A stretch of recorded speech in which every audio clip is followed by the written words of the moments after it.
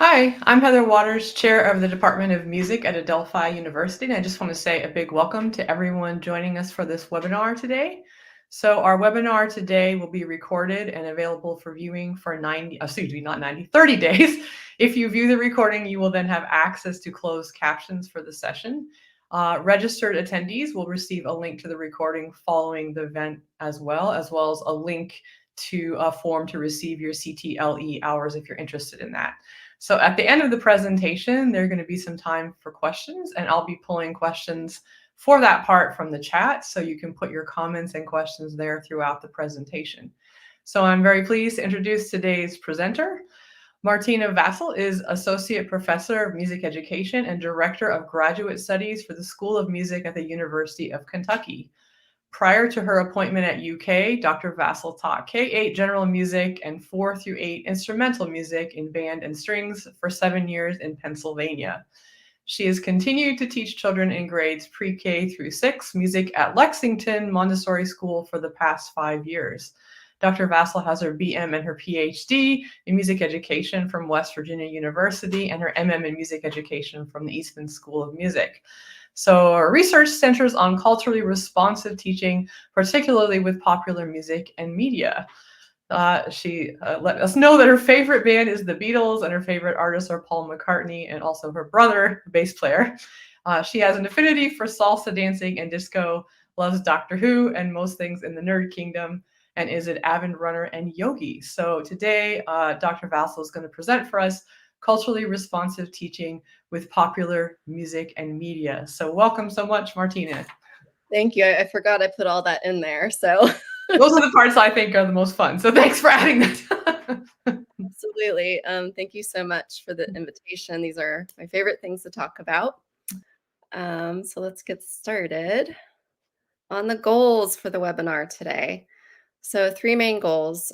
First, we're going to look at the connections between culturally responsive teaching and popular music and popular media. And the whole idea is to help improve instruction in the music classroom.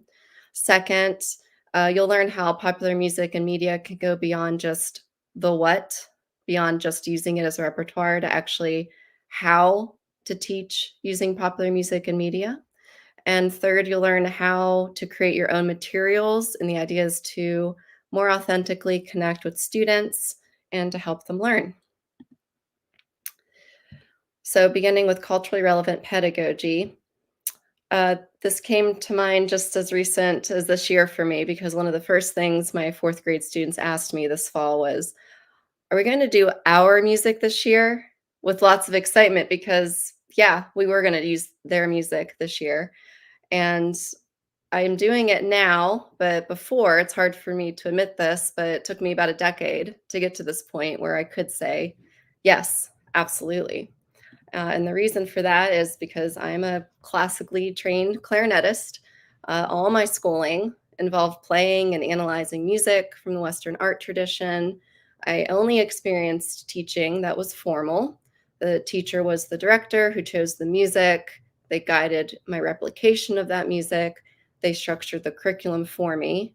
Knowledge came from the teacher to me with some room for me to make musical decisions and expression, but I was never asked to create. It wasn't until my 5th year of teaching in Pittsburgh that things changed drastically for me, and I really had to reevaluate my teaching. So I was at this new school, and nothing seemed to be working with my middle school general music students. They were disengaged. They weren't participating. I felt really miserable going into work every day. I just felt like I failed as a teacher.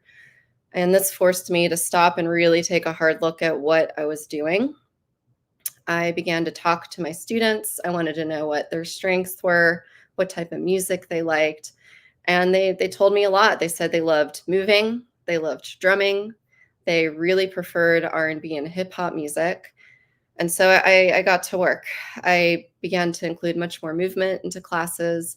Luckily, the school purchased a classroom set of Tubano drums for me so I could start facilitating drum circles and drumming lessons. I taught students how to salsa dance to music that blended both R&B songs with a salsa beat. So one example I have here is from Neo, and He wrote So Sick of Love Songs, and this is the song to a salsa beat.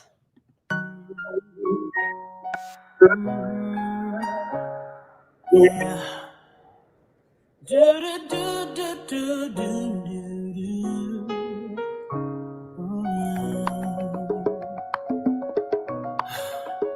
Gotta change my answering machine now that I'm alone.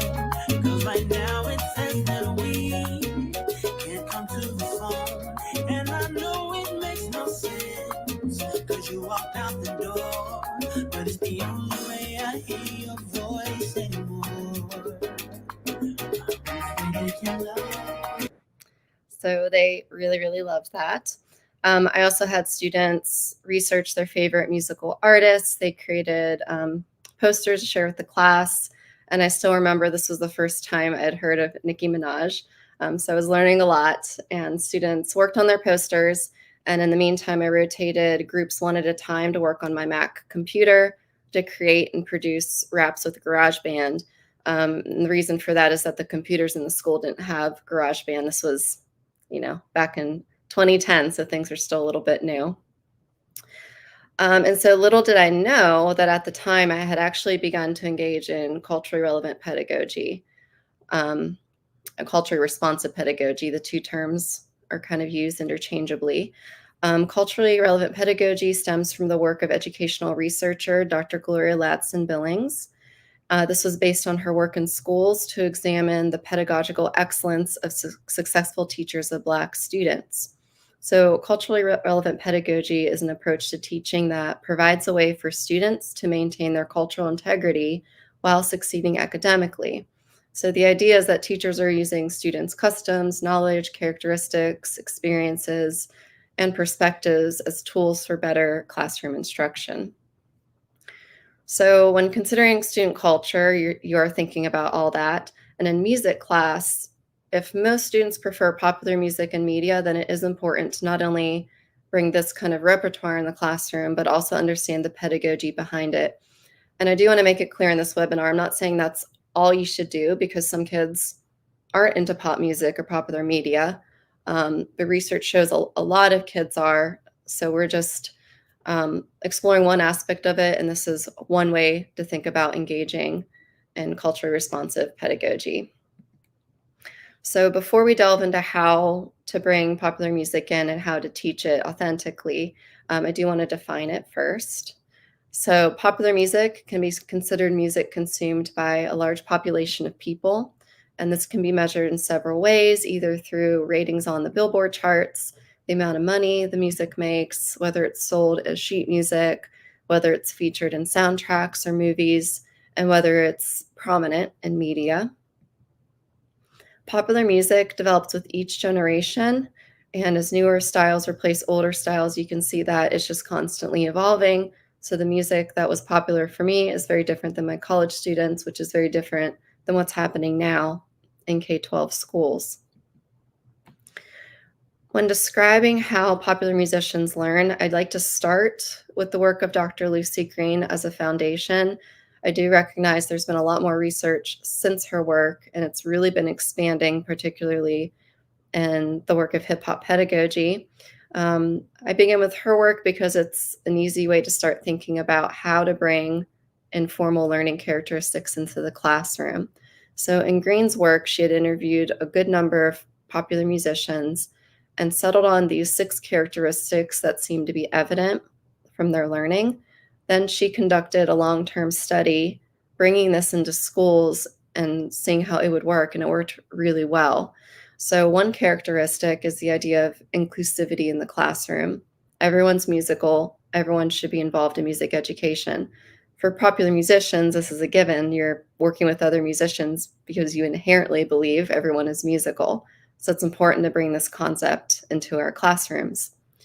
Second is the idea of popular musicians are constantly engaged in musical exploration and co-constructing content together. They're working together to create and experiment and play with music. If we look at this in the classroom, this changes the role of the teacher from directing everything to being more of a facilitator or a coach is a good way to think of it. Third is the idea that music is really learned mostly by ear. Popular musicians will use some standard notation, such as tablature, but for the most part, they're working things out by ear and using iconic notation or their own shorthand to remember things. I always like to bring up Paul McCartney cannot read standard 5-line notation, but he understands tablature and has his own way. I also have a friend who knows someone who's the bass player for Beyonce. Oh my goodness. And the bass player gets new parts or learns new parts from them sending recordings to them. So they're learning by ear.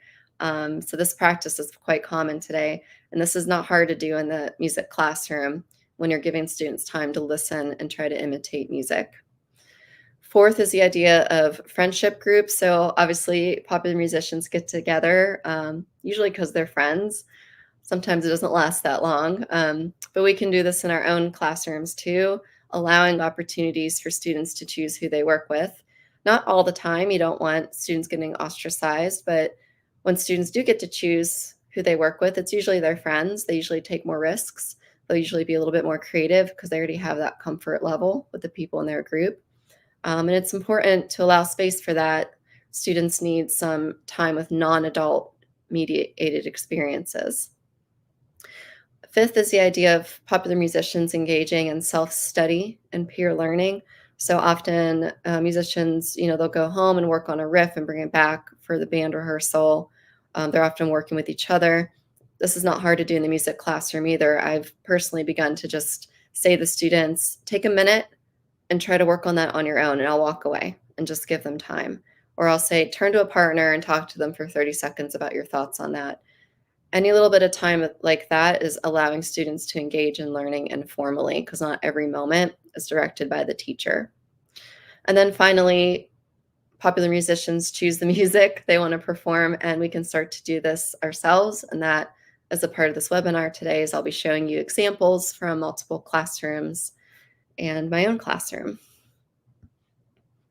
When you are bringing in formal learning, this is shifting the classroom to being more student-centered and democratic versus more teacher-centered and autocratic. And not saying one is better than the other. Sometimes for traditional ensembles, you need more direction for that type of ensemble.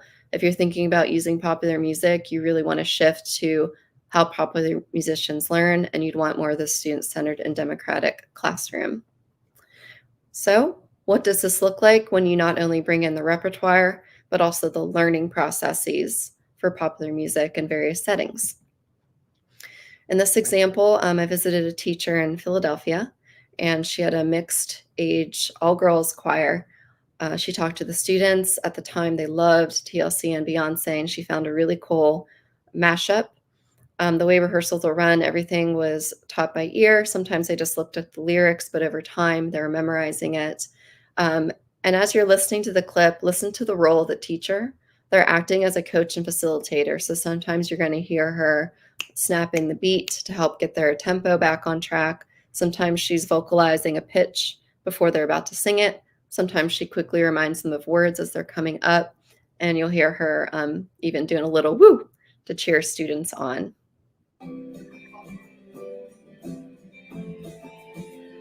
Oh, Mama said you're a pretty girl. Put your hair, it doesn't matter. Brush your hair, fix your teeth, what you wear.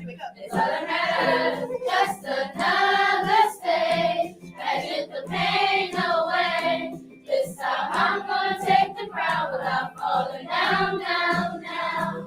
Pretty girl, shine a light on whatever's worse. Perfection is a disease of a nation. Pretty hurts, pretty hurts. Pretty hurts. Shine a light on whatever's worst. Try to fix something, but you can't fix what you can't see. It's a soul that needs a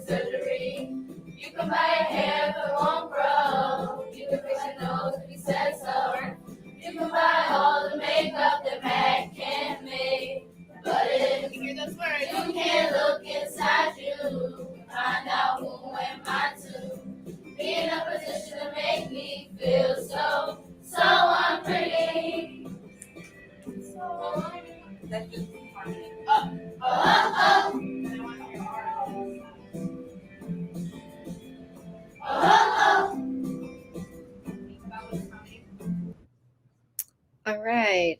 And in another choir classroom, I went up to upstate New York and saw a mandatory sixth grade choir. So students have no choice. They all have to be there.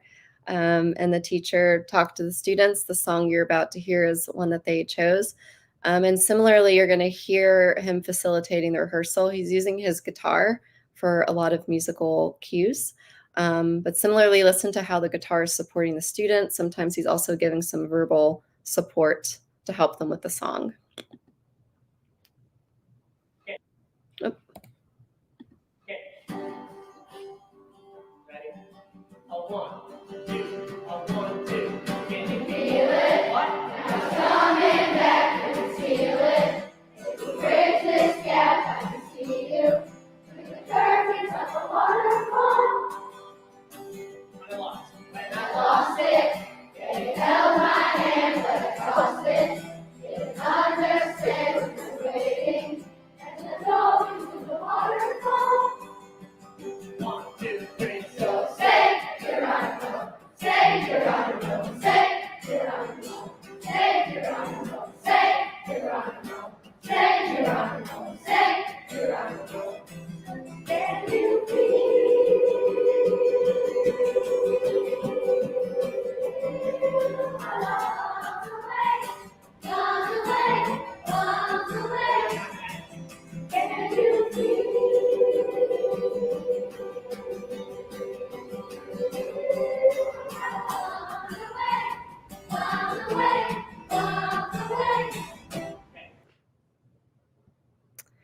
Okay, and another example, sometimes teachers in high schools can take a music history class, a music appreciation, and turn it from a very inactive class, an inactive approach to studying music, to something very active.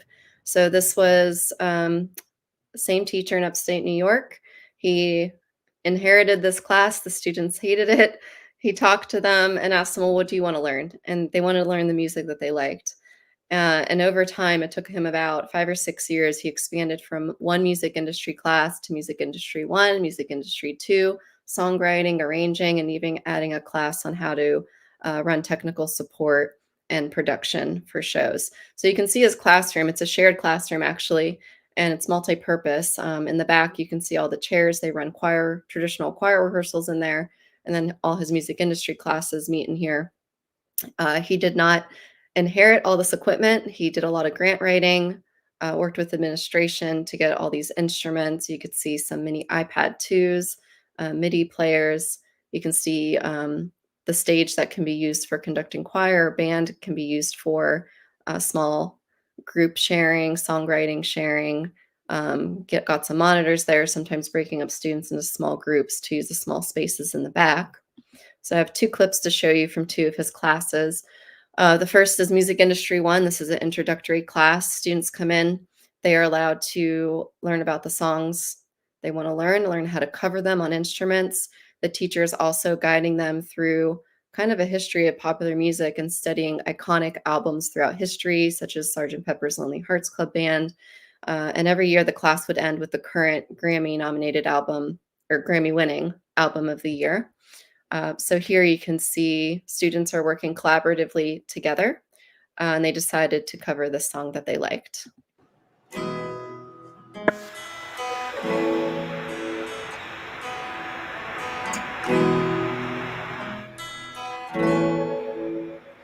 Well, I woke up to the sound of silence and guns. You're cutting like knives in a fist fight.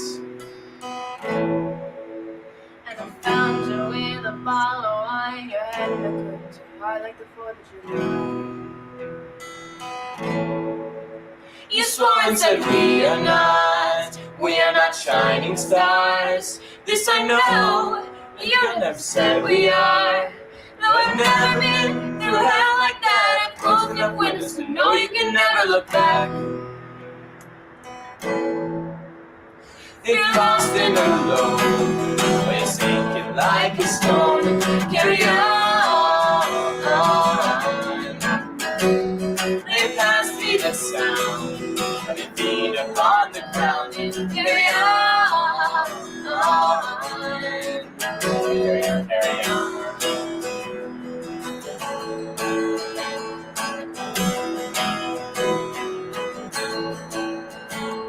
So I'm to the edge of the night, bar 75.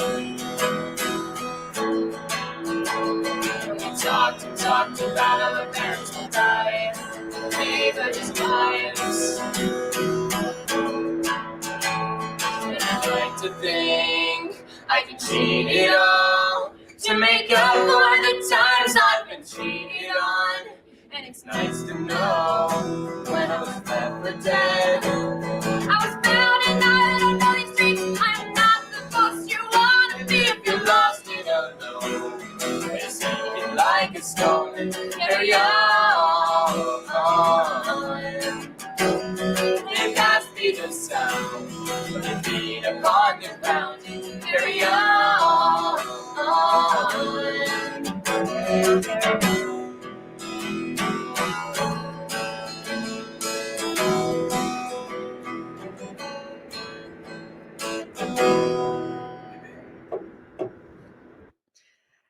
And moving on to music industry too, that class really focuses on original composition. And it's interesting because usually music industry one is providing more foundational skills. Students will come in with skills on guitar and singing, but the teacher continues their growth. When they're learning about those iconic albums throughout history, they're listening to different bands such as the Zombies. And often they'll be really focusing on a certain bass line or chord progression and using that as the beginning to get them started with songwriting. So here they had listened to this song, and you're going to hear a lot of similarities between the original composition that the student wrote later. So just real quickly, the original song. The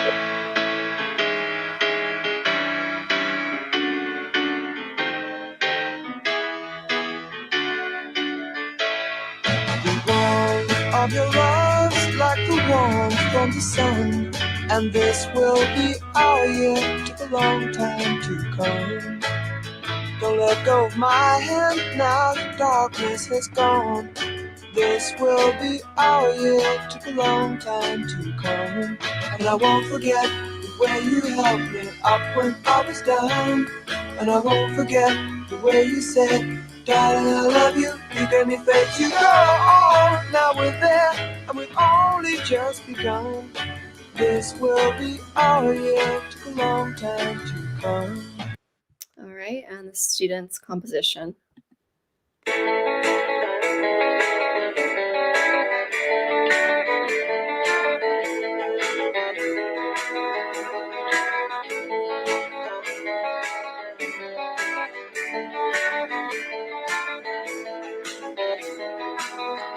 Well, you rush all your time, but it fails to see why I don't take things too quickly.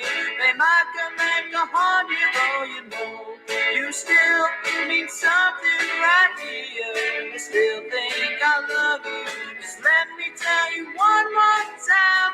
Oh, you, my beautiful lover, Genie, future is unforeseen to everyone but you. Just know that I can be the one to show you the way for now. And the students are also learning how to do some production, audio production, and release their CD. Now it would be MP3s. Okay, another way to bring popular music and formal learning can be in elementary general music classes. This is my friend Glenn with his after-school Orff group, 5th grade. Kids were into Latin music, so they covered Oyo Como Va. Everything is learned by ear, and you can really see the nature of coaching with the way Glenn moves around the room, stepping in when the sections change, and then walking away. The kids got it. They're in the flow. Bases start, ready, go. Alice, focus.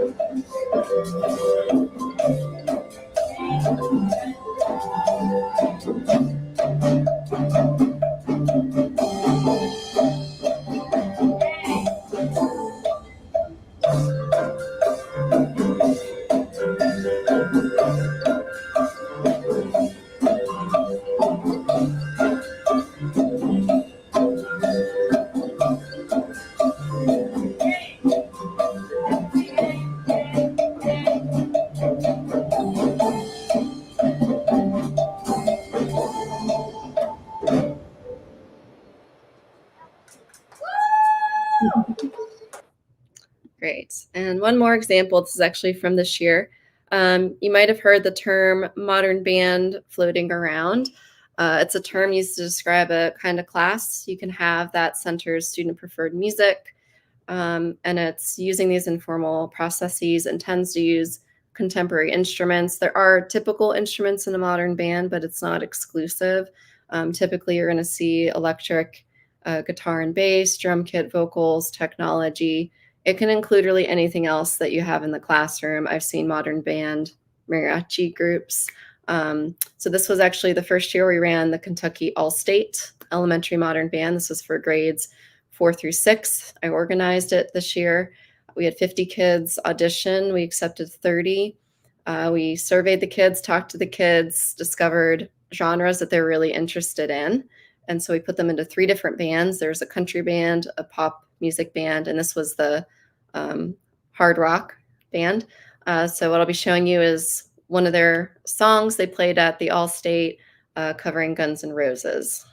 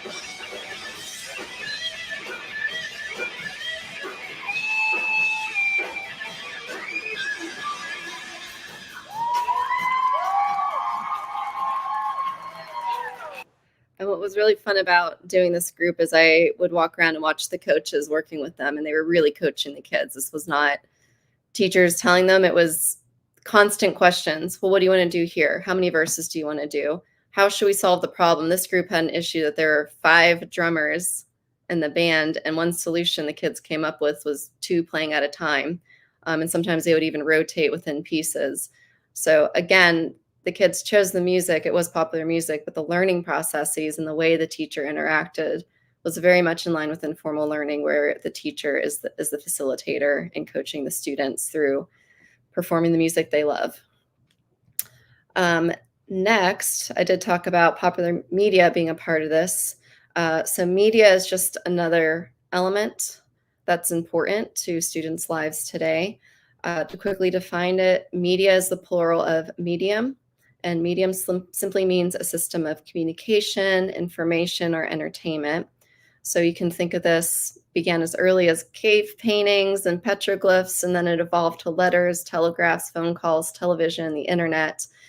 So if you think about media and being popular, this just means that it holds a broad appeal to most people, or it's something that's frequently encountered or accepted. And today, popular music looks really different from what our ancestors experienced, but the same meaning is retained and the same use is maintained. So Media, especially since the 1970s, as advertising companies gained prominence, now includes a vast network of social media. So this includes Facebook, Instagram, X, TikTok, and can also include video games. It's important to look at popular media because students' musical creativity is influenced by media culture. And it's important to see what role popular media naturally has in children's and students' musical culture. Their interaction with popular media, for good or bad, does shape personalities and interests of students, and it can affect how they express themselves. It can be integrated into how they express themselves musically and creatively. So I'm going to give a little bit of history behind childhood culture that includes some media, and the representation of popular media and playground games and culture really comes into prominence in the past 20 years. So if we go back in time, we can see that researchers have documented students' musicality for over 150 years. They were mostly capturing playground songs, chants, games that could refer to what was going on during the time. So one example I like to give is Ring Around the Rosie is about the bubonic plague.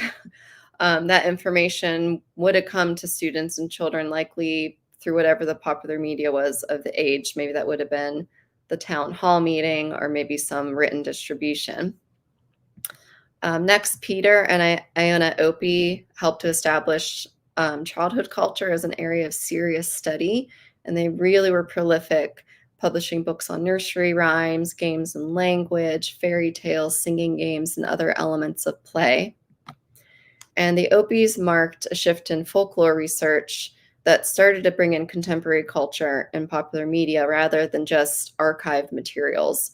So several researchers have followed into their footsteps. This would include Catherine Marsh, Patricia Campbell, and Eva Harwood.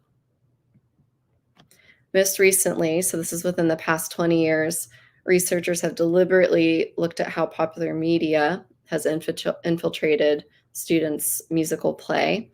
And this includes my own work, a small study I conducted in 2013 when I was a grad student.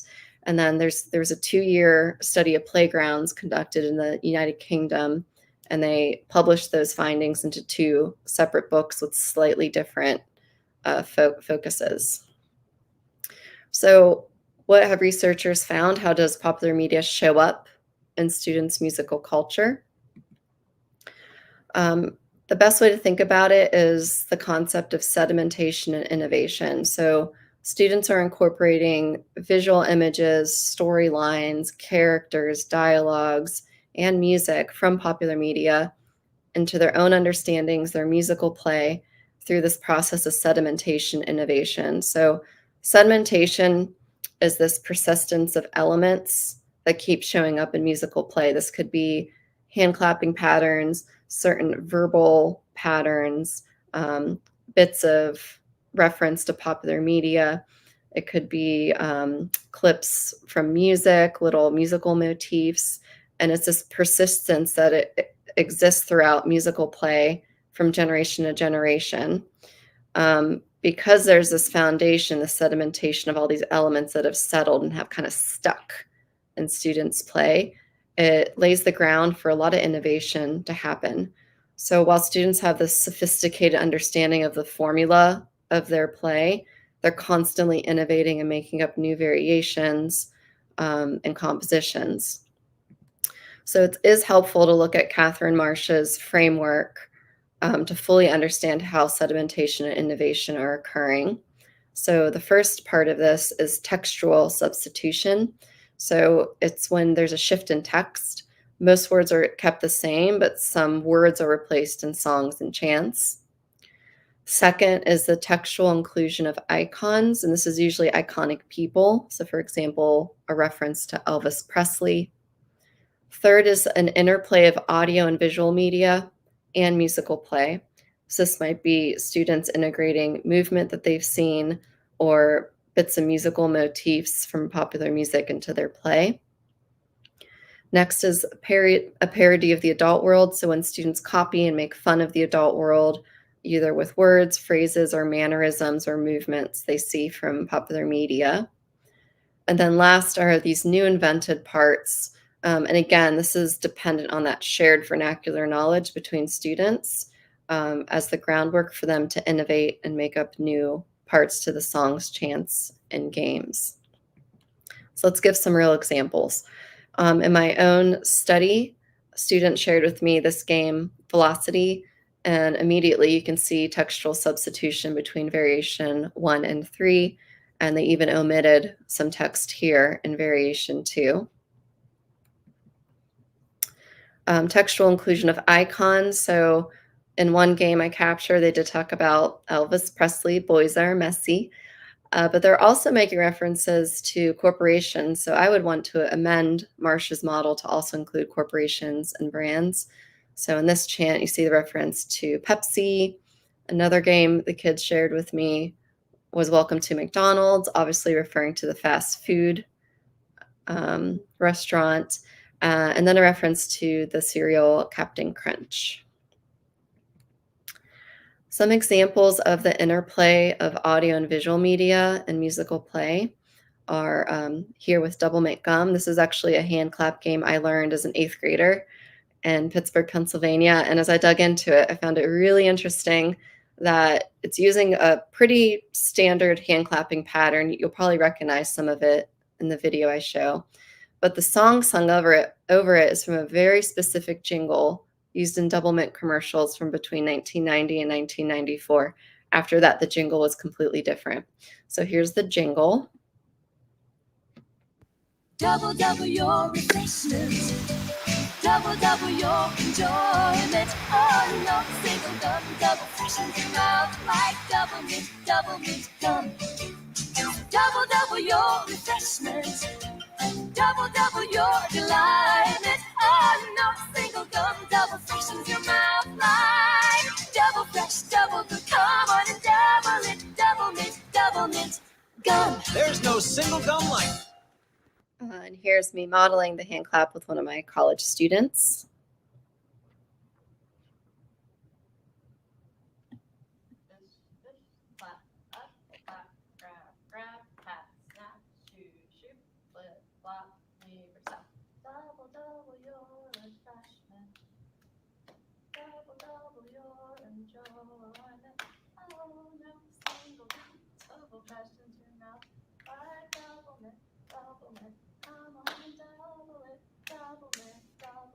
One, two, three, four, 5, 6, 7, 8, down. And in another example, from the playground study I did, students integrated a bit of ABC by the Jackson 5.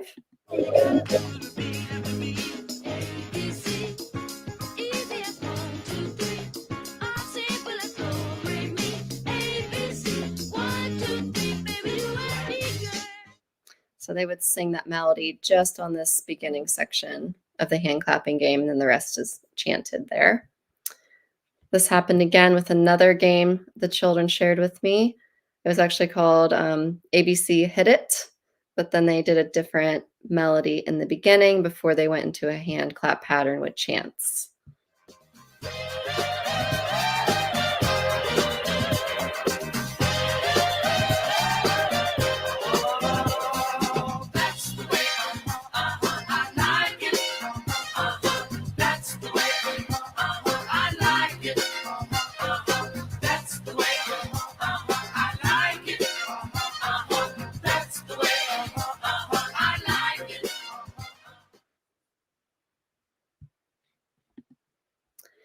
All right, parody the adult world. So I saw children imitate vocal stylings and movement from media. They told me they were copying what they saw from a Disney show that they were watching. So some of the vocal stylings were bending notes or using a wider vocal range than you normally hear, vocalizing on ooh or ah. Their movement looked like what you would see from a pop group dancing, spinning in place, closing their eyes while they sing, crisscrossing their feet, clapping and turning, moving their hips from side to side, shaking their heads. And then finally, new invented parts. So coming back to this velocity hand clap, students shared with me, they showed me a lot of variations. But here you can see the hand clap pattern change from clap your own hands right, own hands left, to shifting here, clap right, clap left, and then with a partner. So like mama, mama, I'm so sick, call the doctor, quick, quick, quick. And there's that textual substitution again. This one had that iconic representation in there. Another great example of new invented parts are variations you can see on hand clapping games. Boom Snap Clap is pretty cool because it's also incorporating some popular media in that it's a hip hop beat that you're hearing. And you're going to see the beat is staying the same, but where they're placing it, where they're placing their claps changes. And this is almost like a theme and variations that you're about to see. Go.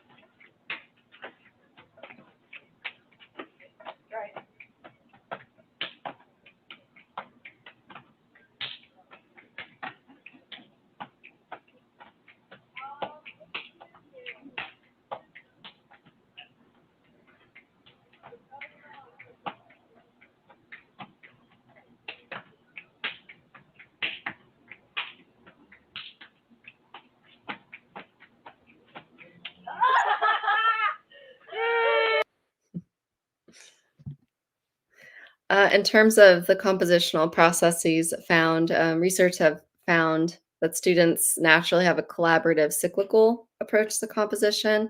So the composition and the performance are independent on each other. Every time they repeat a performance, they're making small changes where they're either accepting or rejecting ideas. And so there's a bit of an unfixed nature to it, and rarely does a musical product remain the same. Students compose free of the constraints that you might see in a typical music lesson. They might play with the order of the music. They're not going to be using notation, and without any of the teacher's externally imposed performance parameters, which is really in contrary to a lot of research on students' creativity, which really indicates and suggests that there is a linear approach and claim that there is a distinction between improvisation and composition. So thinking about everything I've talked about so far, what does this all mean for the classroom? This mix of popular music, popular media, using informal learning, bringing in some space for collaborative cyclical composition. Well, as teachers, we can take this raw material, this repertoire of popular music, of popular media, and really mold it for the classroom use while still using authentic pedagogical processes. So keeping the nature of informal learning in mind and allowing space for some more of the cyclical experimentation and play. So I do have a few examples for you. One year I had a lot of students really into Fortnite. My nephews are heavy into it as well. I looked at it and I thought, wow, there's a lot of room for creative movement here. Using some of the movements in the game as building blocks and then finding a space for students to play with it. Around the same time, the Trolls movies were coming out. A lot of kids are in Can't Stop the Feeling. And so listening to the song, it has really clear sections to it. So with this lesson, the goal was to explore creative movement with students, for them to choose 5 movements that fit with the song, that really matches what's happening in the music. Some parts of the song are much more up tempo. Some of them are a little bit more chill. And so we talked about that, and it was really students making musical choices about what movements match the mood and energy of the music. We also talked about pop music form in this lesson. So we reviewed a bunch of these. Most of my students knew the move, so I asked them to be the model and model it for the class. I did a guided movement composition where together we decided on 5 movements that fit this music best. And then I moved on to leaving it to the students. So they got to pick who they wanted to work with. They had to pick 5 movements to go with the song. They could add different movements in, didn't have to be Fortnite. So the video you're about to see it's from 2020. So just bear in mind masks and distancing. And I told the kids, if you don't want to be recorded, you don't have to participate in the video. This is what went out to parents. So you will see some kids sitting, but be on the lookout. Most of them chose to be in pairs, and they worked together to decide what movement to put with the music. Hit it, DJ Thomas.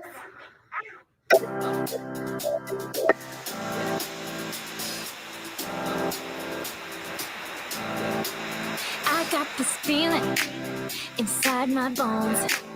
It goes electric wavy when I turn it on. And if you want it inside your soul, Just open up your heart, let music take control. I got that sunshine in my pocket, got that good soul in my feet. I feel that hot blood in my body when it drops. Ooh, I can't take my eyes off of it, moving so phenomenally. Come on, like the way we rock it, so don't stop. Under the lights when everything goes, nowhere to hide when I'm getting you close. And so on. All right, and another lesson, a lot of my 6th graders were really into Steve Lacy one year, and I had surveyed them and was listening to a lot of their music. And what I really liked about this song by Steve Lacy is that there are a lot of ostinati in it. And I thought this will be great. I like to do a lot of classroom covers of songs the way Jimmy Fallon does, if you've seen any of his classroom instrument covers. But sometimes this means a little work for the teacher. I don't have electric guitars or basses or drum kits in my classroom. I have xylophones and hand drums and tubanos. So I needed to transpose the song from the original up so that it would fit on the pitches I had available on the xylophone. So here's the original. Wanted me, I wish I knew. I wish I knew you wanted me. I wish I knew. I wish I knew you wanted me. And transposed it up. Wanted me, I wish I knew. And the kids are like, it sounds like Mickey Mouse. We took about 3 or 4 class periods. I just spent 15 minutes on this, and then we were doing ukulele. So I guess an hour total of instruction. Started out by having them learn the drum part. And I wasn't using this. It was all by ear. I pulled this up later in case students needed some support, and also so they could see what they performed, what it looks like, putting some ability to read standard 5-line notation into the curriculum.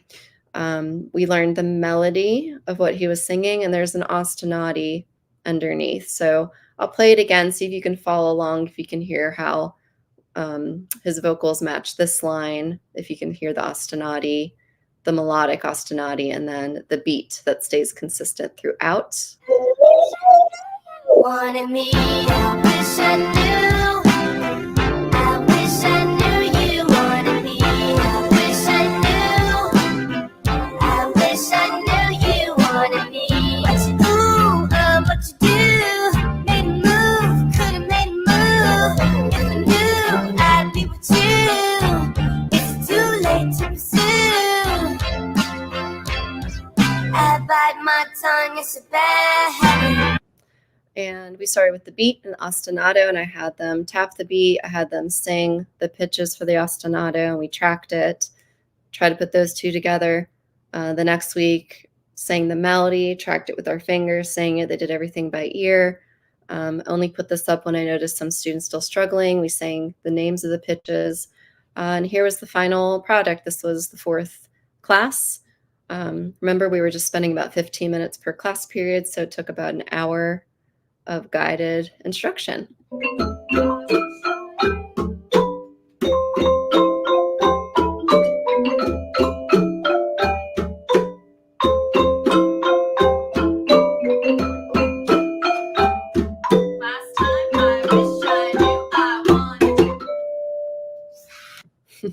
And then our final performance, I added some improv sections on there. and the kids determined the form. So it was a good time. And then a final example, taking some of these media infused playground games.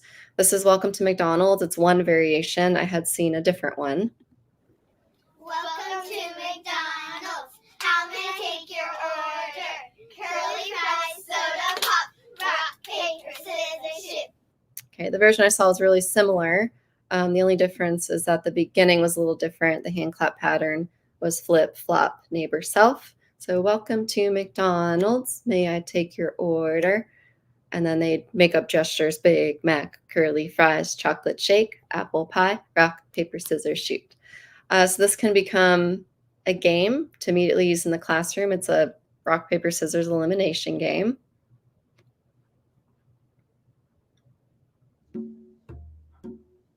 Get ready and welcome to McDonald's. May I take your order? Big Mac, curly fries, chocolate shake, apple pie, rock, paper, scissors, go. If you're out, go back to your chair. If you won, find a new competitor. If you can't find somebody, just work with a shadow partner.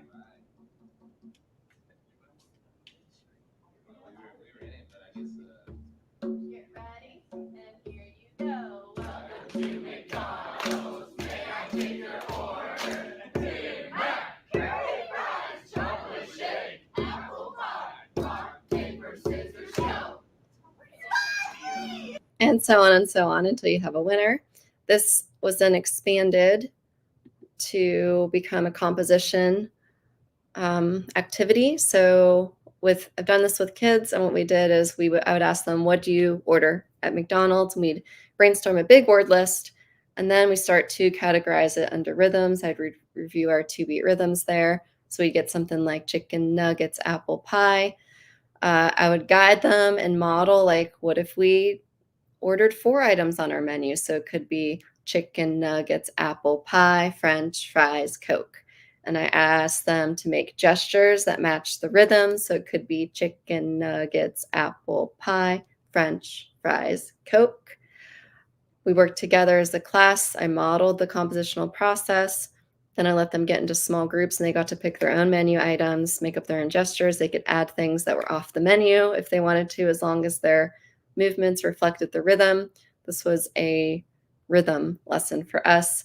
And then we create a big rondo form where everybody does, welcome to McDonald's. May I take your order? And then one group will share their order. Then we go back to the hand clap to do a big rondo form. So implications for the classroom. If you are interested in bringing in popular music and media, there's lots of ways to bring that repertoire in. You want to make sure you're being authentic to popular musicians and how children learn on the playground. So when we're thinking about popular music and informal learning, thinking about these 6 characteristics, assuming everyone's musical, making sure everyone's involved, allowing time for students to explore musically, teacher becoming more of a coach and facilitator, which might mean giving students a minute or 2 to just work on something by themselves, to work with a peer, to learn music by ear, bringing in visual notation only if that support is needed, sometimes letting kids work in friendship groups, and of course, bringing in that student-preferred music. It is important to honor what students do naturally and the things that are inspiring their musical play. You can get ideas by observing your own students. If you have recess duty, if you have children at home, paying attention to just general popular music and media trends can be helpful. I've found a lot of success just using current music from Disney movies, bringing in elements of video games kids are playing, talking to your students. I found surveys to be helpful too. I'll send out a parent survey at the start of the year, and I just ask them, what music is your family into? Favorite movies, favorite video games, favorite dances? Is there anything from your family heritage that you would like to share or like for us to explore in the classroom? Having students be the experts and model in the classroom. So that Fortnite example I gave, they love that game. They're going to know the moves. I don't need to model it.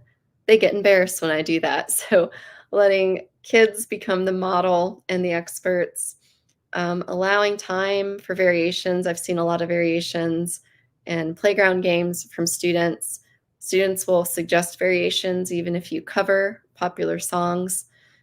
Giving time for peer teaching in the classroom, keeping the spirit of play in your lesson. Often, if I will do some of these playground games, I just jump right in and model it for them, and they slowly learn how to do it with me. Sometimes you don't need to break everything down to the chunks. It can be more useful to see the whole thing first. Keeping to that oral teaching, allowing time. When you teach in this way, it is going to take more time. So you just have to think about how that can fit in your curriculum. Consider if you're doing composition lessons, maybe some lessons have less restrictions on it to see where do students go, where will they go with it. If you do want to create arrangements like Bad Habit, I do recommend a 3-part minimum. It's nice to have some kind of repeated rhythm, a melody, an ostinati. But remember, you don't have to do the whole song. I didn't do all of Bad Habit. I just actually did the melody of the verse, not even the chorus, because that was simpler to remember. And students had a lot of success with that. You can add improvisation sections into cover songs that you do. You're allowed to do that. And last, if students bring something to you and the meaning or the lyrics aren't appropriate, maybe you explore a different song or different media by that same artist. Maybe you rewrite the lyrics with your students. You just need to be aware of your school context and culture and what you know is going to work. So everything I presented here today may not work in your setting, and that's why it's so important to know your community and your students. So I would like to end today's webinar with this quote from Dr. Ledson Billings, who said, "All instruction is culture responsive. The question is, to which culture is it culturally oriented?" So with this talk, I'm encouraging teachers to look at students' cultures, their common interest in popular music and media, for many, not all, but for many. And this is just one way to make the classroom more inviting, more engaging for students in our music classrooms. Thank you so much. You can contact me anytime. There is my university email, and you can find me on Instagram. Thank you. Thanks so much for sharing this with us today. So for anybody joining us, we have some time for a few questions. So you can type those in the chat and I'll facilitate that part here. And I did want to go back. There were a couple that popped up during your presentation. Trey was asking, I think from one of the earlier examples, were they using backgrounds for the green screen later? I think that was one. Do you know? Yeah, so that teacher would also show students how to make a music video if they wanted to. So the plan for that is they wanted to put some things behind them. Again, this was like 2010, so things were a little bit new. I think things are much more advanced in terms of trying to shoot music videos with kids. But yeah, they were going to pick their background, and then they were housing these videos on the music industry website that they had for the high school. Oh, great. Okay. And I think another fairly specific question happened back when it was the Oye Como Va example. Is someone playing the cowbell or is it looped? It was a kid. I mean, rock solid. Glenn, yeah, that's nice. That was very steady. And he's great. A percussionist, so I feel like the kids get really good at percussion stuff because of that. Yeah, that was some great cowbell, I gotta say. So while I wait just a second to see if anybody has any additional questions, I was curious about your experiences facilitating the All-State Modern Band Ensemble, because I definitely noticed that one of the guitarists played like a note-for-note replication, at least to my hearing, of Slash's guitar solo on that tune. So I guess I'm curious, as a facilitator, how much you noticed they were maybe choosing to replicate things. And if they did choose to do a straight replication, were you trying to facilitate them towards, oh no, do your own inversion, do improv, and how that sort of played out for you as a facilitator? Because those kinds of ensembles are fairly new for all state ensembles. So I guess if you could share your experiences with that. Yeah, that's a great question. So I served as more of the administrator, but I would float around to the rooms and I hired 3 coaches to come Okay. in. But what I noticed is it's meeting the students where they were, and it's interesting to me because the high school modern band ensembles, they're all original compositions. Oh, And I just from my reading of informal learning and popular musicians, there tends to be this process of imitate, explore, create, particularly with more beginner musicians. But even with new bands, like if you look at the Beatles, they were doing all cover songs in the beginning. They loved the mhm. Everly Brothers. And then very quickly, they went on to exploration and creation. So with fourth, fifth, and sixth graders, I was assuming it would end up being mostly cover songs that the kids chose, and clearly that kid had been working on that solo. Like, even when he auditioned, that was, like, in his audition video. I'm like, "Well, we have to do Sweet Child." But the kids, they had never met each other before, and that group had 11 in it. And we, pulled them together on a Google Classroom, and we had some Zoom meetings with them, and Ah, they okay. decided together, like, what were gonna be the 4 songs that they wanted to do at the All-State, because they only had Thursday, afternoon, early evening, Friday morning, and then they performed. So we had a really short time for them actually to be together. And yeah, so we let him do what he wanted. He had it memorized like that. We did actually have one group that wrote their own song. Like they got through their 4 cover songs so quick. They're like, let's write something. So they wrote Pickin' Chickens, and this was the country band, and it was adorable. So, this was a big experiment for us. No one has ever done an all-state modern band at the elementary level, and I wasn't sure what to expect, but I was really blown away by what the kids brought in. And, not everyone that came has had, like, private lessons. We had one kid in there who had been learning drum kit for 3 months. Oh, okay. Very naturally talented. And yeah, so there's just a ton of student choice in there, and we didn't push him to do something original. Maybe that would be the next step. Mhm. I think for the time being, they were really stoked to be, like, working with other people who like the same music as them, and they ran with it, but that's a really great question. Yeah, yeah, thanks for your thoughts on that. And I've also heard some people sort of not necessarily critique, but kind of question the idea that these types of ensembles can fit within sort of the all-state model, partly because of sort of the audition process and things like that. But it sounds like you had students of a variety of levels, that it's wasn't necessarily exclusionary, but maybe I'm putting words in your mouth. So maybe you can comment on that a little bit too. Yeah, there's a lot of fair critique about it. I mean, competition in music ed can be really harmful, and it can also be really fun for students, like getting to a certain level and meeting other musicians who have similar skill levels. No, I was nervous about it because the whole spirit of doing these popular music ensembles is to get more people to do more music. So when we were doing the selection process, I was being very mindful. I'm like, I want to make sure we're having a lot of schools represented. I want to make sure a variety of instrumentation. It was really tough picking drum kit players because there's so many really, really good ones, but we couldn't take them all. And then this is our first year, so I didn't have like any criteria to go off of. We were just kind of watching and seeing and mostly looking like beat competency, musical or melodic rhythmic accuracy. And then if kids were actually improvising or doing something on top, that kind of elevated the video a little bit. And that's kind of how we ended up picking some drum kit players over others because they would do some fills and deviate from just a standard cover. I Mhm. think which speaks a little bit to the improvisation bit you're asking about. So I know we didn't make everyone happy. We tried to accept as many kids as we could. So 50 auditioned and we accepted 30. And this was the big experiment. So I've sent surveys out. I'm open to feedback from everyone, but I was just really pleased at the nature of the rehearsals because it was very, very student led, which is the nature of doing things like this. And the teachers were truly coaching, constantly asking them questions. And that video, there's no teachers in front of the kids. Like the kids ran their entire set. Sometimes they got a little lost. They are elementary kids, and they made their way back on their own with no adults intervening, and to me, that was the most impressive bit, that the kids can do a lot more than we give them credit for sometimes, and these kids really showed us that at the All-State. Yeah, yeah. Thanks for describing the process. That's really interesting to me. Yeah. Alice had a question. Is there any challenge you face in incorporating popular music? It seems like some educators are against it, but perhaps they just need to be convinced or experience it and see the benefits.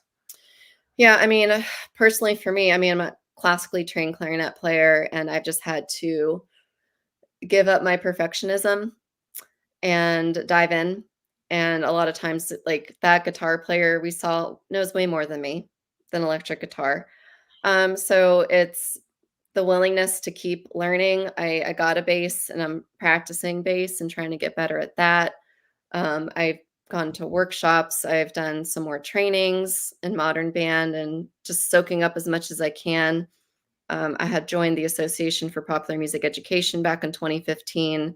Music Will is another nonprofit that offers trainings, and I would attend their summer workshops. So, and along the way, reading a lot. So it's, I think a lot of people are scared of it because it's so different. And I just want to emphasize that, like, it now people have been doing it long enough that you're seeing the results that, like that music industry class I showed where the kids had the green screen. Once he did that, enrollment in choir and band went up. And anecdotally talking to the kids, it's like it's because he got kids into music who never thought they were musical before because there wasn't something for them in school, and suddenly they had the confidence like, "Oh, I can sing." And then they get interested in other musical offerings at the high school because you help them gain that confidence in themselves. So, um, that's been a massive benefit. Like, all we want is more kids being involved in music, and popular music might be one way. And you got to keep that term super broad. Like, there's so many programs in California where the popular music is mariachi music because that is what's in the community. In another community, it might be exclusively like rap and hip hop. And or another school might be kids are mostly into country music. So how are you as a teacher learning alongside your students and not being afraid to not be the most knowledgeable one in the room? I think that can be really hard, mostly because of our training, and our college training doesn't really prepare us for much of that. So I'm just hoping more college professors are modeling different types of learning, that there's more than one way. Um, Sometimes I have to be careful with lyrics, and I will tell kids, like, I'm personally not comfortable. I've met other teachers that you heard the cover song, they said like hell, and they talked about wine for high school kids. I probably wouldn't be comfortable with that, just me personally. He was comfortable with it, the community was fine with it. So, it's not easy. It takes time. My main suggestion for teachers is start with what you're personally comfortable with and find a connection to students. So in my very early slides, like I was already salsa dancing in Pittsburgh for about 5 years. And when I got that position, and when the kids said they loved moving, I'm like, I know how to teach salsa dancing. Can I blend it with something they love? And because there's a big salsa community in Pittsburgh, it worked because they saw it as useful. They're like, oh, when I, graduate from school or when I'm old enough to go to these places, I know how to salsa dance now and it works in my community. And she used music that I love, and that was using my comfort zone, blending with their comfort zone to find that happy medium. So that looks different for everybody. Yeah, yeah. Thank you for that. I don't see any other questions from participants, but I did want to ask you about this ORF and popular music connection that you have a class that you started. Yes. If you could maybe describe like the unique thing about incorporating popular music into an ORF-based approach. I think I've done a lot of or things where we start with from nothing, like absolutely nothing. Like, what did you eat for breakfast? And then I think teachers with ORF training are familiar with this kind of process that you go through in speech rhythms, body percussion. That turns into maybe a rhythmic motif. You can put it on the instrument. You can make things from scratch. So I'm curious your take on the popular music component integrated into an ORF approach. I'm sure you could probably do a whole other separate webinar on that, but I mean, Yeah, no, it's a great question. So I didn't reveal in the presentation, ORF training was the first training I did. So I just consider myself an ORF teacher. And what speaks to me about ORF and popular music is the student-centeredness of it and the creativity focus of both of it. And ORF training had taught me you really want to start where the students are, and traditional training really pulls from those children's playground games, from nursery rhymes, from things from kid culture. Mhm. And I was hinting at it earlier, but a lot of popular music and media infiltrates into kid culture. And Carl Orff and Gunald Capeman were all about starting from where the students are and what they know. And I think they would support the use of pop music and media if that is what students are most familiar with. But it's using it in a way that's going to lead the students to creativity. So my take on it, when we're thinking about movement activities, it's always following that imitate, explore, create. So even with the Fortnite lesson, the imitation were these movements from the game, but encouraging students to explore a movement composition with it, creating something of their own. Later on, I would do lessons where I just ask them, like, what dance moves do you know? And incorporating it. And then you can make connections to Laban movements, like, oh, well, can you do the hype through more space, time, and energy, playing with different elements, and you can get really deep into these movement concepts of Orff.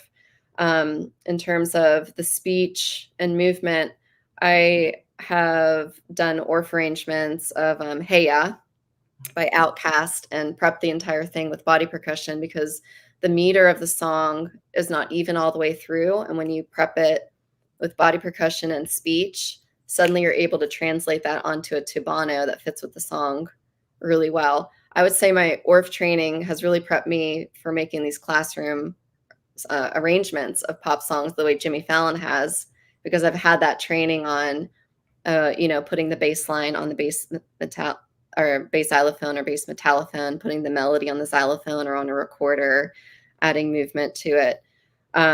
So the process that carries through for me between Orff and pop is that imitate, explore, create. And that's really, really central to all my teaching processes. Is I think it's really important to be inspired by something, to build a foundation in something, which then gives you the tools to improvise and compose something on your own. And you see this repeated in almost every medium. When artists get started, they're copying their favorite artist or they're copying somebody, and then they find their own voice. And a lot of musicians begin that way too. A lot of, even classically trained or people who do orchestrations or compositions, they're inspired by somebody that they're imitating, and then they move on and find their voice through exploration and creation. So I think it's a very happy marriage between Orff and pop. And we decided my grad student and I decided to start a 5-day master class on it just to begin exploring it. And we keep the same format as Orff training. We're just using popular music and media instead of the Orff volumes, instead of nursery rhymes or folk songs. And it works the same. And we replaced the recorder with ukulele just because it's more common now, and that's seen in contemporary culture. The ukulele is pretty common. Yeah. Thank you for sharing your connections with us. To me, it feels like a pretty natural fit. So it's nice to hear your take on that. And I'm not seeing any other additional questions, so I will just at this point say thank you to Blythe Daylong, who's running the tech behind the scenes.